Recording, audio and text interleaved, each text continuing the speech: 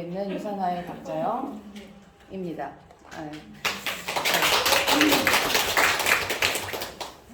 제가 요즘 어때 보이시나요? 아까도 말씀해 주셨지만은 업 돼 보이고 계속 업 돼 보이고 계속 미모가 갱신된다고 말씀해 주시는데 예의상이라도 감사해요. 근데 어쨌든 지금 제 모습을 보면은 제가 최근 집중하고 있는 것들에 대해서 말씀드릴게요. 제가 최근에 배드민턴으로 2위를 했어요. 대회에 나가서 그리고 다음 주에 또 대회를 나가요. 그럴 정도로 운동을 집중을 하고 있고 거기에서 굉장히 기쁨을 많이 느끼고 있어요.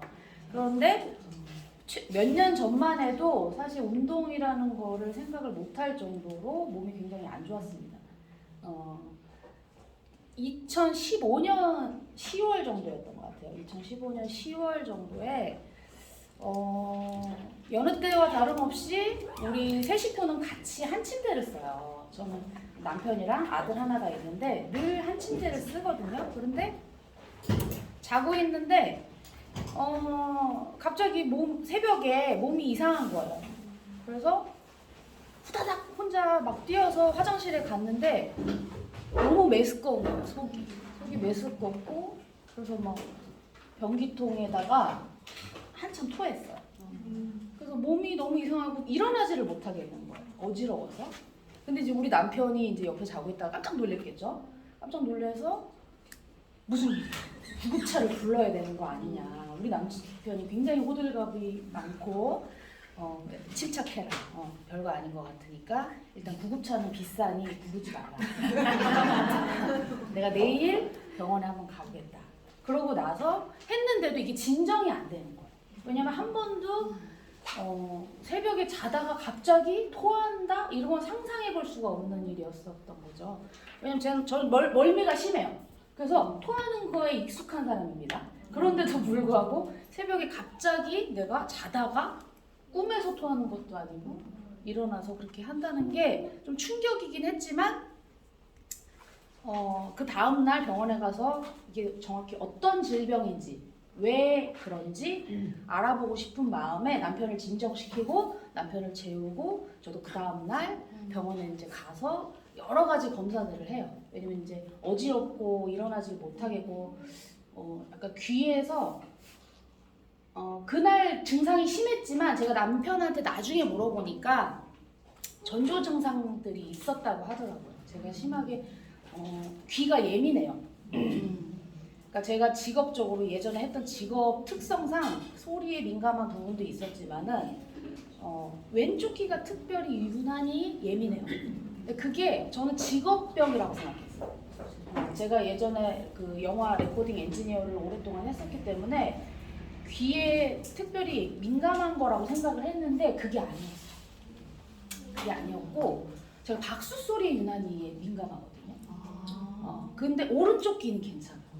왼쪽 귀만 유난히 그래요. 근데 그 이유가 제 질병에 있었던 거예요. 그래서 이비인후과에서 검사도 하고 각종 검사를 했어요. 돈을 주고 구급차 값 부르는 것만큼 들어갔어요. 그래서 검사를 했더니 그 질병의 이름이 메니에르였어요. 혹시 들어보셨나요? 네. 이 질병을 저는 처음 들었어요. 그때 2015년도에. 근데 이게 굉장히 유명했더라고요. 연예인들이 많이 걸리는 병이에요. 나도 걸렸다고? 어쨌든 저는 처음 들어보는 질병이었기 때문에 굉장히 낯설고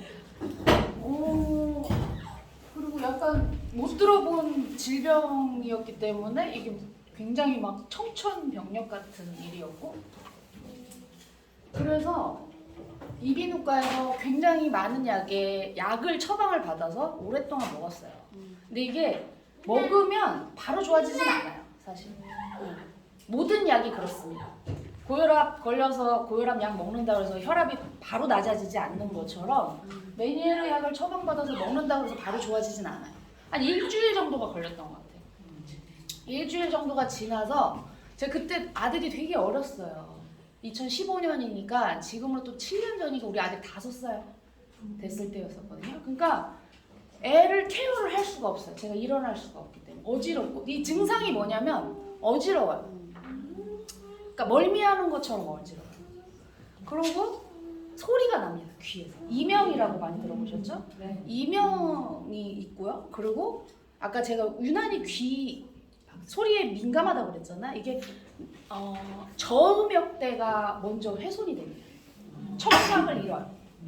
그래서 우리 그 의사가 저한테 그랬어요. 귀가 안 들릴 수도 있다. 이런 얘기. 근데 처음 저주파와 고주파가 있잖아요. 저주파부터 안 들리기 시작합니다. 그러니까 저주파가 손실이 되니까 이게 그런 박수나 이런 날카로운 소리에 예민해져요. 네. 그래서 저는 찢어질 것 같아요. 이쪽에서 누가 내 왼쪽에서 박수를 치면 그것도 이 증상이었던 거예요. 메니에르 증상. 그리고 약간 여기에 뭔가 이물질이 꽉 찬 것처럼 귀가 답답해져 오는 그런 증상이에요. 그런 증상이 매 시간, 매 초마다 계속된다고 생각을 해보세요. 굉장히 고통스러운 거고요. 그리고 일상생활이 거의 불가능해요. 제 주변에도 메니에르 갖고 계신 분들이 많아요. 근데 이게 증상이 이석증하고 되게 비슷하지만 또 다른 거거든요. 이 메니에르의 병이 그 귀의 구조를 좀 이해하시면은 왜 메니에르가 생기나가 아실 수가 있어요. 근데 귀가 전정기관이랑 그 달팽이관이라고 많이 들어보셨죠? 네. 이렇게 두 개로 이루어져 있는데 얘는 이제 소리만 듣는 거예요. 그리고 이제 전정기관이 이제 평형감각 이런 걸 유지하는 거죠. 이 안에 뇌 림프액이라고 있어요. 이 뇌 림프액이 적정 수준이 유지가 돼야 되는데 너무 많아지면서 이 전정기관과 달팽이기관에 영향을 주는 거예요. 그래서 귀가 안 들리고 평형기관이 무너지면서 어지럼증과 구토 그리고 귀가 답답해지는 어떤 그런 증상이 반복이 되는 거예요. 그래서 이 뇌 림프액을 관리하는 게 이 메니에르 병의 핵심이에요. 그래서 제가 처음에 2015년도에 병원에 방문했을 때는 이게 자가 면역 질환이거든요. 특별한 이유가 없어요, 사실. 이유는 스트레스예요, 스트레스. 스트레스가 가장 커요. 스트레스가 1번이고요, 원인이. 두 번째가 나트륨이에요. 왜냐면 나트륨을 많이 과다 섭취하면 체내에서 수분을 많이 끌어당기잖아요. 체내 수분이 많아지면서 뇌 림프액이 증가하는 거거든요. 그래서 지금은 치료법을 몇 가지가 있더라고요. 근데 첫 번째가 뭐냐면 이뇨제예요. 이뇨제를 써요. 그래서 이제 근데 이뇨제가 뭐 어떤 역할을 하는지 아세요? 왜냐면 단순히 이뇨제 하면은 오줌을 배설해주고 수분을 빼줄 것 같잖아요. 아니에요. 나트륨을 빼주는 거거든요. 나트륨을 빼주는 거기 때문에 이게 2주 안에 이뇨제를 먹었는데 저나트륨 증상이 나타나잖아요. 그럼 몸이 굉장히 심각해져요. 나트륨을 이렇게 좀 유지하는 게 굉장히 우리 몸에 필요한데 이뇨제를 잘못 먹으면은 저나트륨 증상 때문에 오히려 몸이 더 악화돼요. 그래서 되게 주의를 요하는 약이에요. 그래서 함부로 먹으면 안 돼요. 그런데 우리 왜 좀 생리통이 심하거나 이러면 이뇨제가 섞여 있는 생리통 약이 있거든요. 그걸 모르고 드시는 분들이 굉장히 많아요. 그러니까 이뇨제가 좋은 것 같지만 그렇게 좋지 않아요. 약이라는 게 다 그렇습니다, 여러분. 우리 몸에 효과가 나타나는 동시에 부작용도 함께 일어납니다. 그리고 두 번째 치료법이 이게 뇌 림프액이 증가하는 거니까 이 액을 빼기 위해서 귀에 구멍을 내요. 구멍을 내는 수술적 치료들이 있습니다. 아니면 항히스타민제나 이런 면역 기능을 좀 정상화시키는 치료법이 있다던가 치료법이 있어요. 막 항생제를 주입을 해서 그 귀 고막에다가 뭐 이렇게 투여를 한다든가. 근데 의사들이 이게 항생제가 독성이 있어가지고 안 좋다는 얘기를 한단 말이에요. 여러 가지 방법들은 있는데 제가 이 방법들을 들으면서 아니 이게 진짜 방법이 되는 거긴 한가? 이 부작용이 이렇게 있고 구멍을 뚫어야 되고 독성이 있다는데 이거를 의사들은 처방이라고 내려주는 건가? 이런 생각이 어느 순간 들었던 거예요. 근데 약을 먹어도요, 혈압약이나 뭐 이런 것들을 한 달치씩 처방해 주잖아요. 근데 얘는 일주일치씩 처방해 줬었어요. 그러면 어떤 일이 벌어지냐면요, 한 3일 지나면요 불안해요. 이 약이 떨어질까 봐. 안 먹으면 불안해요. 그러니까 어디 놀러 가지 못해요. 놀러 가기 전에 약을 받으러 가야 돼요. 그런 생활을 굉장히 오랫동안 했습니다. 오랫동안 하다가 의사가 뭐라 그랬냐면은 이게 자가면역 질환이기 때문에 스트레스 받지 말고요. 소금 섭취 주의하고요. 그 다음에 면역 기능을 정상화할 수 있는 생활들을 하래요. 우리가 흔히 아는 잘 먹고 잘 싸고 잘 자고 이런 것들, 운동 꾸준히 하고 뭐 이런 얘기들 하는데 어지러워서 운동할 수가 없어요. 진짜. 네. 잘 먹고 싶은데 움직일 수가 없어요. 일어날 수가 없는데 차려 먹을 수가 없어요. 그리고 면역 기능, 이게 자가 면역 질환이라는 게 되게 웃긴 거예요, 여러분.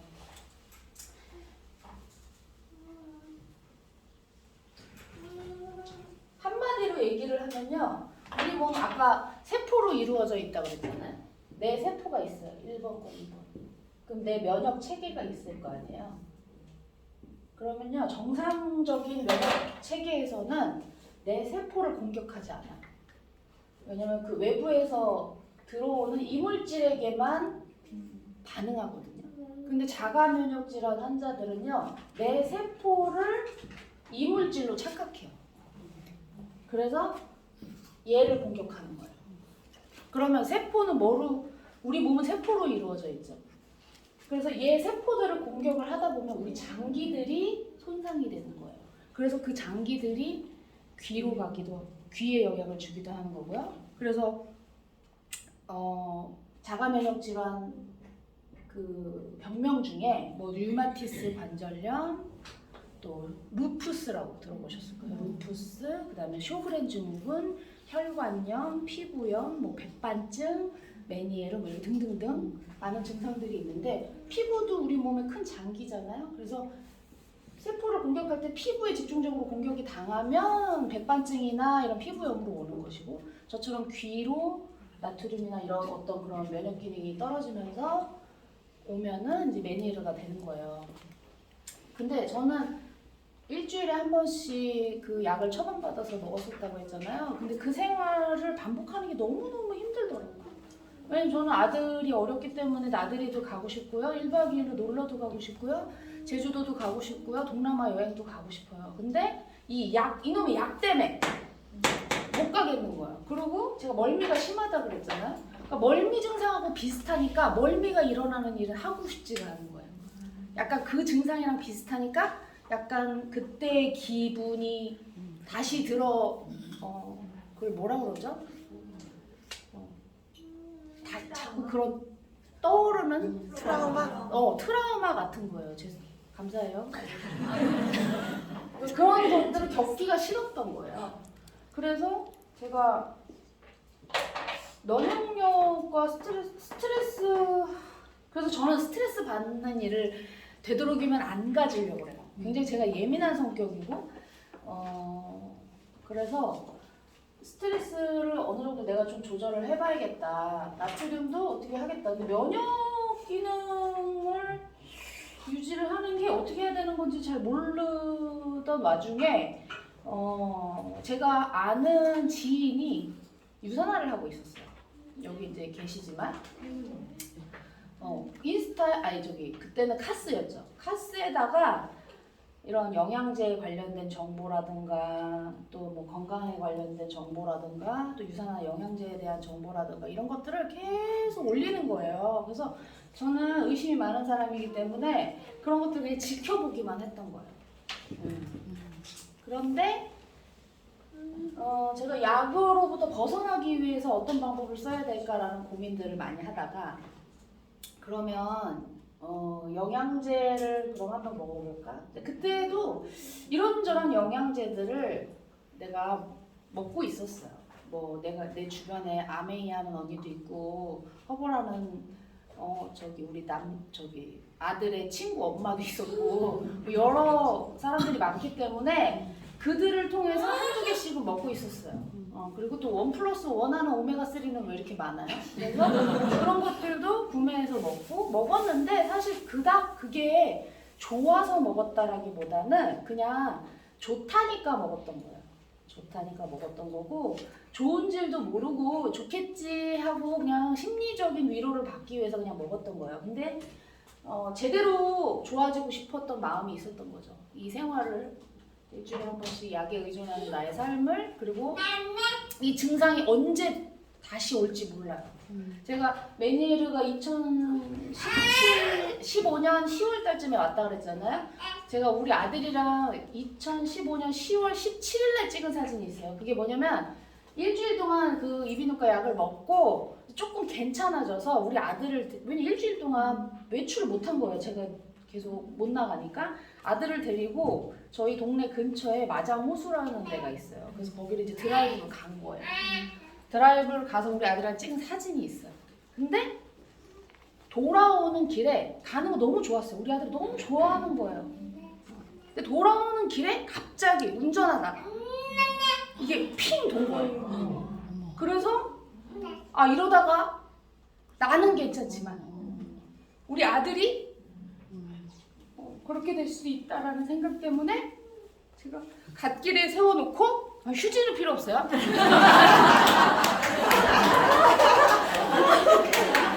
갓길에 차를 세우고 굉장히 많은 생각을 했어요. 내가 이러면 안 된다. 그래서 뭐라도 해야 된다. 그래서 그 휴지는 여러분들이 있어요. 그래서 알게 된 게 이제 유산화예요. 그래서 제가 의심을 품고 지켜보던 그 친구가 하던 유산화를 그럼 한번 가져와 봐라. 돈은 얼마든지 있으니 돈은 상관없다. 왜냐면 저희 남편의 지론이 있어요. 당신이 500을 투자하든 1000만 원을 투자하든 당신이 건강할 수만 있다면 투자해. 이런 남편이에요. 그래서 제가 카드로 얼마를 긁던 상관 안 해요. 제가 그 예를 들어서 헬스장 자기야 헬스장 가서 200을 긁었어. 그래 잘했어. 유산하고 영양제로 100만 원 긁었어. 잘했어. 이런 스타일이거든요. 그래서 제가 그 친구한테 갖고 와봐 했을 때 그 친구가 안 왔어요. 저희 지연 스폰서님이 오셔가지고 그 설명을 해주셨어요. 설명을 해주셨는데 그때 가지고 온 책이 있어요. 그 레이 스트랜드 박사의 처방전이라는 책이 있잖아요. 여러분 다 아시죠? 거기에 이 메니에르가 딱 있는 거예요. 그래서 저는 깜짝 놀랐어요. 아니 나는 듣도 보다 못한 질병을 누군가는 고치고 있었던 거예요. 그래서 그러면 한번 먹어볼 만하겠다. 그래서 당장 결제를 해서 먹었습니다, 여러분. 근데 제가 금방 좋아졌을까요? 아니요. 제가 그 먹고 나서 알약이 너무 많은 거예요. 너무 많아. 그래서 이거 이렇게 많이 먹어도 되겠어? 그러면서 슬쩍 빼서 먹었어요. 처음에는. 저는 말을 잘 안 듣습니다, 여러분. 그래서 청개구리처럼 해독을 하라고 하는데 일주일 동안 그거를 하는데도 오메가를 한 8알씩 먹으라니까 너무 많은 거예요. 아무리 레몬 오일이 이게 안 올라온다고 해도 8알씩 먹으면요 올라옵니다. 조금은. 그래서 아무런 효과가 없는 거예요. 그렇게 하고 내가 100만 원을 투자해서 먹었는데 아무런 효과가 없는 거예요. 그래서 제가 뭐라고 할게요? 이거 효과가 있는 거 맞아? 작다를 했겠죠. 근데 뭔가 이것도 먹어보고 이것도 먹어보고 뭔가 바꿔보는 거예요. 이 친구도 경험이 없었을 거 아니에요? 메니엘에 대한. 근데 저는 뭐야? 처음에 이거 먹으면 된다고 하는 것처럼 얘기하더니 안 된다고 하니까 다른 걸로 먹어보라고 그러고 양도 늘려보라고 그러고 바꿔보라고 그러고 얘도 뭘 잘 모르네. 그렇잖아요. 그렇죠. 뭐 더 팔려고 하는 건가? 막 이런 생각 하잖아요. 그래서 아니 어차피 뭐 그래 한 번 더 믿고 먹어보자. 그래서 먹었어요. 계속 먹었어. 그래서 누가 그러더라고. 아니 효과도 없는 걸 왜 계속 먹었어요? 물어보더라고요. 아 지푸라기라도 잡고 싶었다니까? 이게 답이었으면 하는 마음이 있었던 것 같아요. 그래서 조금 몇 알씩 빼긴 했지만 그래도 그때 안 빼놓고 먹었어요. 그러니까 먹어요. 계속 먹었어요. 먹고 그리고 그 뒤로 또 해독을 또 했던 것 같아요. 또 했는데 그때는 제대로 먹었어요. 제대로 먹었더니 이게 머리가 깨질 것 같은 거예요.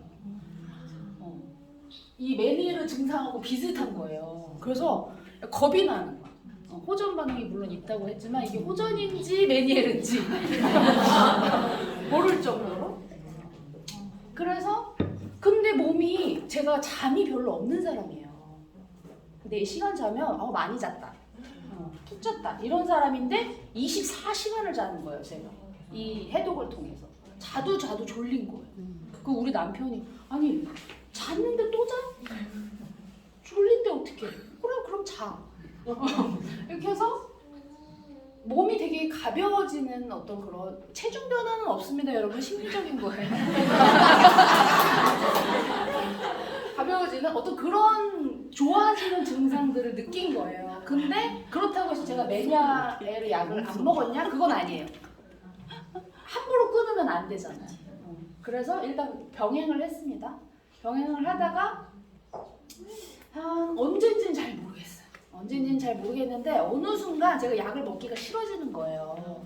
이렇게 컨디션도 좀 괜찮고 기분도 좋아지고 이제 좀 끊어도 되지 않을까? 그래서 이제 매일 먹던 거를 이틀에 한 번 먹고 이틀에 한 번 먹던 거를 이렇게 뭐 3일에 한 번 먹고 뭐 이런 식으로 좀 했던 것 같아요. 그러면서 이제 병원에서 점점 멀어지고 그 병원 없어졌습니다. 그 이후에 제가 안 가가지고.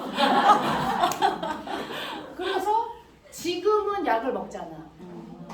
지금은 약을 안 먹은 지 굉장히 오래됐습니다. 근데 그렇다고 해서 이 증상이 아예 없느냐? 그렇진 않아요. 제가 잠을 못 자거나 스트레스를 받거나 좀 짬뽕을 많이 먹었다거나 좀 스트레스를 많이 운동을 좀 너무 심하게 한다거나 이러면은 약간 그 증상이 느껴져요. 약간 올 것 같은?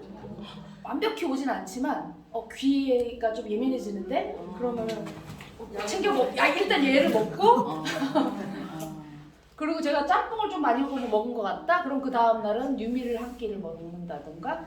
그래서 저는 왜 그 친구가 처음에 나한테 가입해줬던 영양제가 소용이 없었는지는 제가 알아요. 왠지 아세요? 영양제는요, 내 컨디션에 따라서 레시피가 달라집니다. 영양제 레시피, 왜냐면 음식에만 레시피가 있는 게 아니에요. 영양제도요, 나만의 레시피가 필요해요. 근데 그 레시피를 이 사람이 알겠어요? 이 사람이 알겠어요? 나만 알아요. 그래서 영양제에 대한 지식을 굉장히 많이 알고 있어야 돼요. 이게 내 몸에 어떤 역할을 하는지. 내가 이런 증상이 있을 때는 어떤 영양제를 조금 더 추가해서 먹어야 되는지. 그래서 저는 저만의 레시피를 갖고 있습니다. 그래서 제가 보여드릴게요. 궁금해하실 것 같아가지고. 그래서 좀 많아요, 여러분. 이거를 아침, 저녁으로 2번을 먹습니다. 2번을 먹는데 불러드릴게요. 오메가 3알. 그리고 너무 많네. 비전엑스. 그 다음에 C 비타민 E, E 프라임이죠. E 프라임 2알. 그리고 코키논 2알, 글루코사민 2알, 그 다음에 헤파실 2알, C300 2알. 그러니까 다 거의 다 2알씩 다 먹는 아침 저녁으로 먹는다고 생각하시면 돼요. 알로엔주 2알. 그리고 헬스팩까지 들어가 있는 거예요. 글루코사민 했죠? 그리고 코파프라임도 들어가 있고, 뭐 이소플라본도 들어가 있고, 그냥 다 때려 먹어야 된다는 얘기예요. 처음에는 이게 왜 이렇게 많아?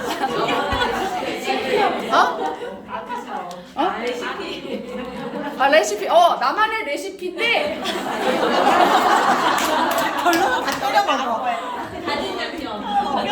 근데 만능 양념 간장이 있는 것처럼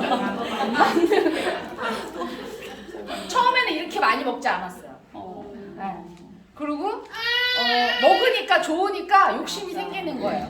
근데 오메가도 이렇게 많이 먹지 않았고요. 두알 그 표기되어 있는 거에 맞춰서 먹었고, 그리고 뭐 헬파실도 뭐 3알이잖아요. 하루에 한 알. 근데 그거를 지키지 않고 두 알 이렇게 좀 피곤하다, 졸리다 하면 더 먹고요. 요즘처럼 이렇게 막 미세먼지가 많다 그러면 C300을 좀 더 추가해서 먹는다던가 이런 노하우가 있습니다, 여러분. 그래서 이명이 있는 분들이 꽤 많아요, 요새 주변에. 그러니까 이명은 인슐린 저항성이랑 미네랄 불균형을 좀 치료하면 해결이 된대요. 그러니까 헬스팩이나 이런 것들 많이 드시고, 그리고 하루에 한 끼 정도는 뉴트리밀 섭취하시면 좀 많이 도움이 돼요. 그래서 마지막으로 제가 이런 얘기 드릴게요. 먹는 것을 다스리지 못하면은 먹는 것들에게 지배당한다는 얘기를 제가 어디에서 들었어요. 그러니까 그동안에는 입에 맞는 거, 그리고 내가 하고 싶은 거, 제가 정말 육퇴 후에 육아 다 끝내놓고 재워놓고 맥주 한 잔이 인생의 낙이었어요. 그런데 그거를 생각을 고쳐먹고 사는 순간 지금은 거의 술을 먹지 않습니다. 예전에는 거의 매일 맥주 한 캔을 먹었었는데 지금은 1년에 많아야 2-3번? 그냥 그 술 취하면 어지러운 증상 있죠? 그게 이 증상이랑 비슷해요. 그러니까 이게 느껴지기가 싫으니까 저는 취한 게 싫어요. 그래서 여러분들도 스트레스나 뭐 이런 자가 면역 질환이 언제 걸릴지 몰라요, 여러분. 저도 어느 순간 이게 저한테 명명되어서 저한테 이렇게 진단이 되어진 거거든요. 여러분들도 언제 어느 순간 이게 올 수도 있어요. 그러면 먹는 거부터 지금 드시는 밥, 영양제, 그리고 스트레스 관리, 운동 관리 이런 거 하시면서 질병 없이 100세 시대를 오래오래 건강하게 사시기 바랍니다. 감사합니다.